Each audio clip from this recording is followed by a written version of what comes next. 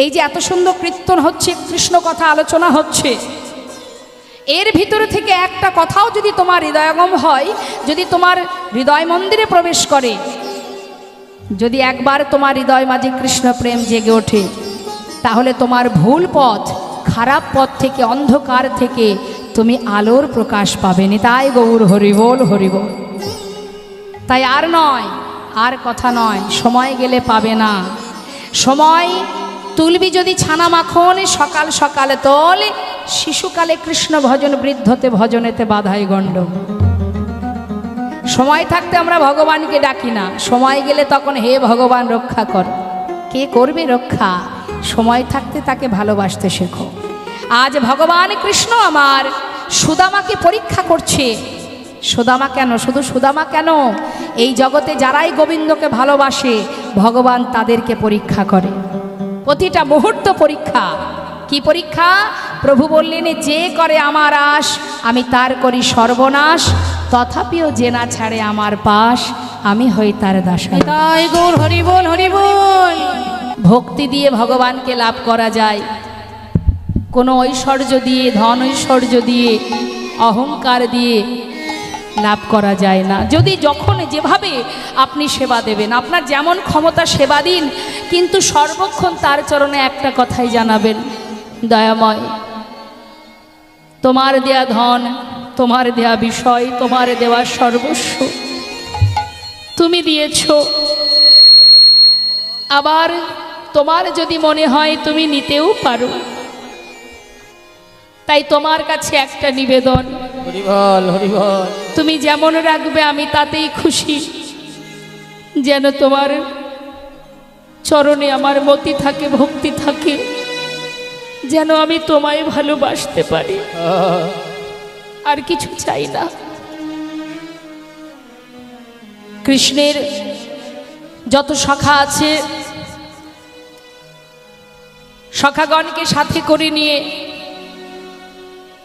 ভগবান কৃষ্ণচন্দ্র চললেন বনমাঝে খেলা করতে। তা যিনি মা বিশ্ব ব্রহ্মাণ্ডের মালিক, তিনি আজ বালক রূপে খেলা করছেন। কোথায় খেলছেন? তিনি বালক সেজে, ছোট্ট বালক হয়ে বৃন্দাবনে সখাদের নিয়ে খেলা করছেন। এটা তো শুধুমাত্র লীলা করবার জন্য, কিন্তু যিনি এই ধরাটাকে নিয়ে, এই ধরিত্রীকে নিয়ে, এই পৃথিবীটাকে নিয়ে খেলা করছেন, যিনি গোলকধামে বসে বসে তার ইশারায় আমাদেরকে খেলাচ্ছেন, তিনি কে? সেই গোবিন্দ। শুধুমাত্র দ্বাপর যুগে কৃষ্ণ অবতারে তিনি বালক সেজে খেলছেন বটে, কিন্তু প্রকৃত খেলা তো তিনি উপরে বসে করছেন। হ্যাঁ, সে কথা কাজী নজরুল ইসলাম তিনি গানের মাধ্যমে জগৎজীবকে জানিয়ে গেছে, ওগো জীব, আমরা শুধুমাত্র খেলনা মাত্র।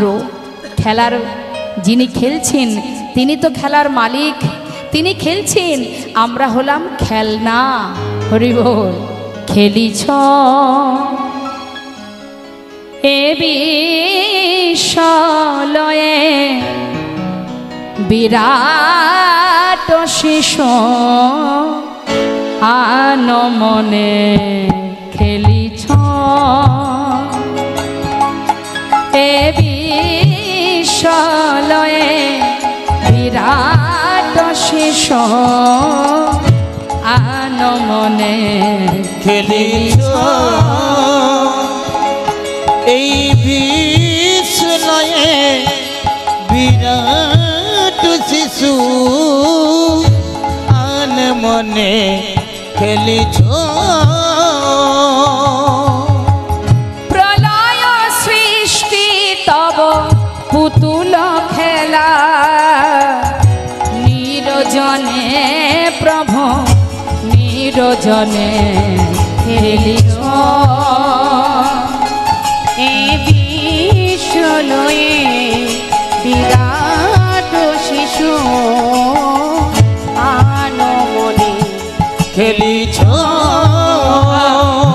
যেখানে ভক্তি সেখানে ভগবান, সেইখানে থাকেন ভগবান। ভক্তি যেখানে, ভগবান সেখানে।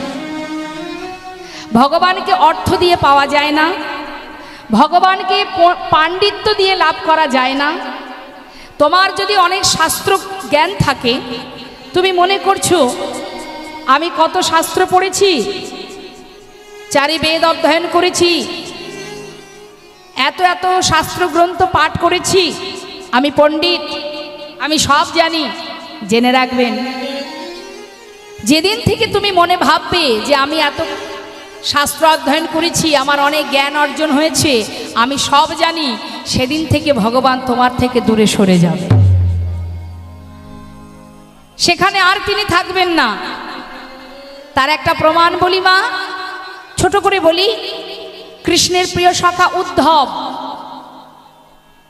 এই যে উদ্ধব, তার ছিল অনেক পাণ্ডিত্য। তার গুরু ছিল গুরু বৃহস্পতি, তার কাছ থেকে শিক্ষা অর্জন করেছিলেন এই উদ্ধব। এই উদ্ধবের মধ্যে এত পাণ্ডিত্য ছিল, এত জ্ঞান ছিল, সে জ্ঞান মার্গের ভক্তি দিয়ে ভগবানকে ভালোবাসতেন, গোবিন্দকে। তার দেখতে অনেকটা কৃষ্ণের মতো মা। তাই একদিন ভগবান কৃষ্ণ তিনি চোখের জলে বুক ভাসিয়ে কাঁদছেন মথুরাতে। এমন সময় উদ্ধব বলছে, সখা তুই কাঁদছিস কেন? বলছে, দেখ ভাই, আমার না বৃন্দাবনের সকল ব্রজবাসী ব্রজবাসিনী, আমার সখাগণ, আমার মা যশোদা, আমার পিতা নন্দ মহারাজ, সবার কথা মনে পড়ছে, তাই আমি কাঁদছি। নিতাই গৌর হরি হরি বল, হরি বল। তখন মৃদু হেসে বলছেন উদ্ধব, হ্যাঁ রে কৃষ্ণ, এ তুমি কি বলছো? তুমি স্বয়ং পূর্ণ ব্রহ্ম, অনন্ত কোটি বিশ্ব ব্রহ্মাণ্ডের মালিক, তুমি অনাদির আদি, সর্বকারণের কারণম তুমি, সেই পূর্ণ ব্রহ্ম, তুমি স্বয়ং ভগবান। আজ তুমি বৃন্দাবনের আলাভোলা গোয়ালিনীর জন্য বসে বসে কাঁদছো? তোমার মাথা ঠিক আছে তো?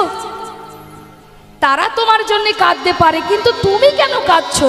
তারা না হয় বোঝে না, তারা বোকা, আলাভোলা, দিন আনা দিন খাওয়া জীবন তাদের, ওই দধি দুগ্ধ ঘৃত ঘোলে বিক্রি করে বেড়ায়। তারা তোমাকে জানে না, বোঝে না, তাই তারা কাঁদছে। কিন্তু তুমি কেন কাঁদছো? নিতাই গৌর হরি বল। কেন কথাটা বললেন মা? সে জ্ঞানমার্গের ভক্তি দিয়ে ভালোবাসে উদ্ধবকে। তাই উদ্ধবকে চরম শিক্ষা দিলেন আমার গোবিন্দ। কিভাবে দিলেন? বুঝিয়ে দিলেন, উদ্ধব, পাণ্ডিত্য দিয়ে কোনোদিন আমাকে পাওয়া যায় না। পাণ্ডিত্য দিয়ে কোনোদিন কেউ আমাকে বেঁধে রাখতে পারবে না। সবার আগে চাই শুদ্ধ ভক্তি, সবার উপরে ভক্তি, সবার উপরে ভক্তি। তাতে তোমার মন্ত্র জানা থাক, তোমার বিদ্যা বুদ্ধি থাক, না থাক, কোনো দুঃখ নেই। তার অনেক অনেক প্রমাণ আছে মা। তা বাবা, ভগবান কৃষ্ণ বললেন, উদ্ধব, সত্যি তো, আমি তো এতদিন ব্যাপারটা ভেবে দেখিনি, আমি কেন কাঁদবো? তুমি একটা কাজ করো, তুমি বৃন্দাবনে যাবে, একটু বৃন্দাবনে গিয়ে তাদেরকে তুমি ভালো করে বুঝিয়ে এসো, তারা যেন আমার জন্য আর না কাঁদে। নিতাই গৌর হরি বল। এখন উদ্ধবকে দেখতে অনেকটা কৃষ্ণের মতো তো মা, তাই সুন্দর করে কৃষ্ণের মতো করে উদ্ধবকে সাজিয়েছেন গোবিন্দ, সাজিয়ে পাঠিয়ে দিয়েছেন বৃন্দাবনে। নিতাই গৌর হরি বল। ব্রজপ্রেম শ্রেষ্ঠ প্রেম, সেখানে কোনো জ্ঞানমার্গের কোনো ভাষাতে তাদের ভক্তিকে দূর হতে পারে? হ্যাঁ, যখন গোবিন্দ মথুরায় যাচ্ছেন, শ্রীমতী রাধারানী বললেন, বধূ, রথটা যদি নিয়েই যাও, আমার এই দেহের ওপর দিয়ে নিয়ে চলে যাও। যখন তুমি আমাকে মারিয়ে চলে যাবে, তোমার রথের চাকা চলে যাবে, তারপর একবার পিছন ফিরে আমাকে দেখো, তাতে কি হবে? যাত্রাকালে সব দর্শন করলে তোমার যাত্রা শুভ হবে। নিতাই গৌর হরি বল। এখন তাকে যদি আপনি কোনো কিছু জ্ঞান দেন, সে নেবে মা? আপনি তো ভালোবেসে ফেলেছেন। হ্যাঁ, প্রকৃত যদি কেউ ভালোবাসে, কিভাবে ভালোবেসেছে সে তো নিজেও জানে না। রাধারানী, অষ্টসখী, ব্রজগোপী, রাখাল বালক, তারা কি করে গোবিন্দকে ভালোবাসে, কিভাবে ভালোবাসে তারা জানে না। তারা এটাই জানে, আমরা কৃষ্ণ ছাড়া আন জানি না। উদ্ধব গেলেন বৃন্দাবনে, কোনো জায়গায় গিয়ে তার ওই জ্ঞানের কথা কাজে লাগলো না।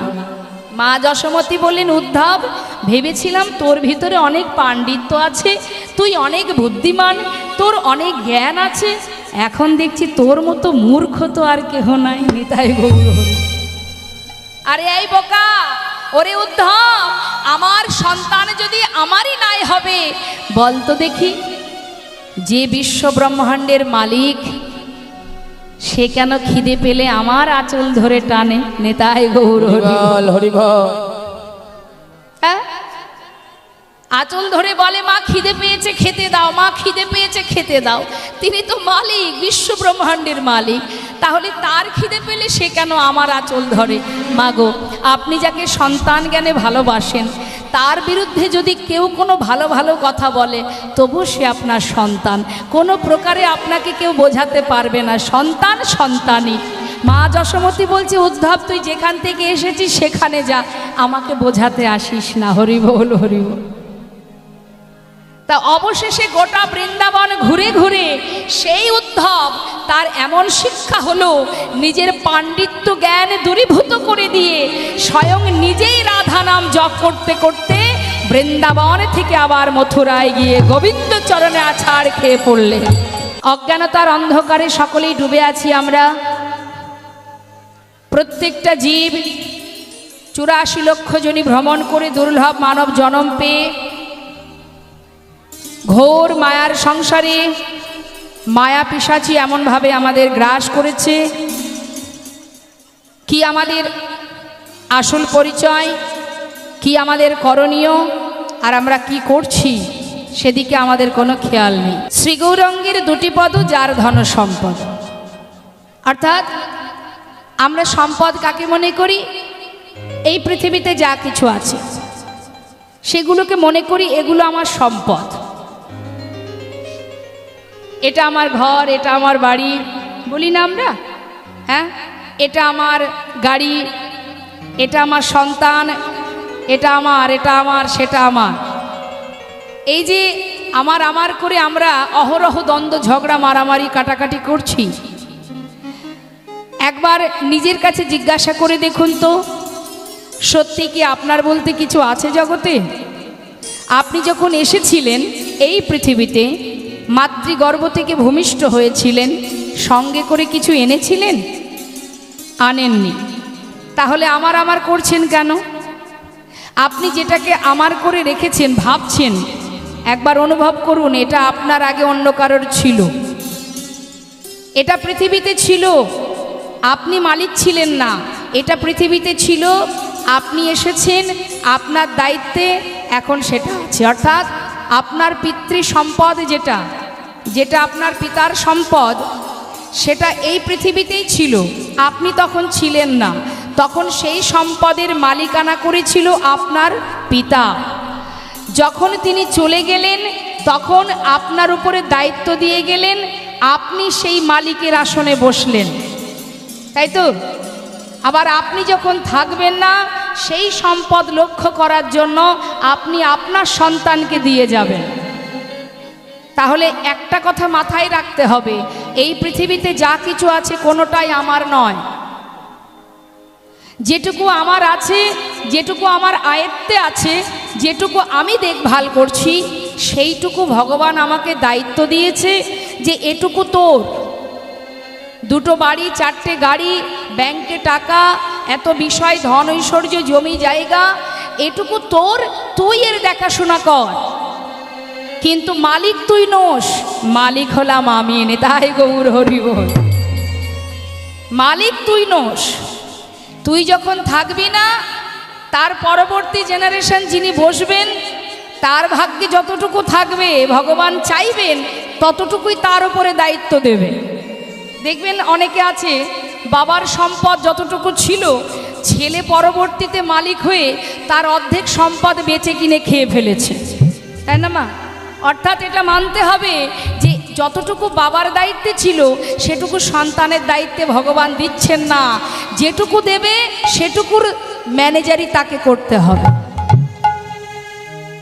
তাই পৃথিবীতে প্রত্যেকের ভাগে ভাগে অল্প সংখ্যক, কারোর বেশি কারোর কম, তোমার কর্ম অনুযায়ী তোমাকে বেশি দিয়েছে, তাই বলে এই নয় যেটা তুমি বেশি পেয়েছো সেটা তুমি সৎ কাজে না লাগিয়ে অসৎ কাজে লাগাবে। নিতাই গৌর হরি। যার অনেক টাকা আছে, ধন ঐশ্বর্য আছে, ভগবান তাকে লাখ লাখ টাকা দিয়েছে, কেন দিয়েছে? সে কিন্তু টাকার মালিক নন, ভগবান দিয়েছেন তাকে, কর্ম অনুযায়ী পেয়েছে। কিন্তু তার ওই টাকাগুলো পাওয়ার পরে সে যদি আবার ভুল পথে এগিয়ে যায়, মনে করুন অনেকের টাকা থাকলে দেখবেন অহংকার জন্ম,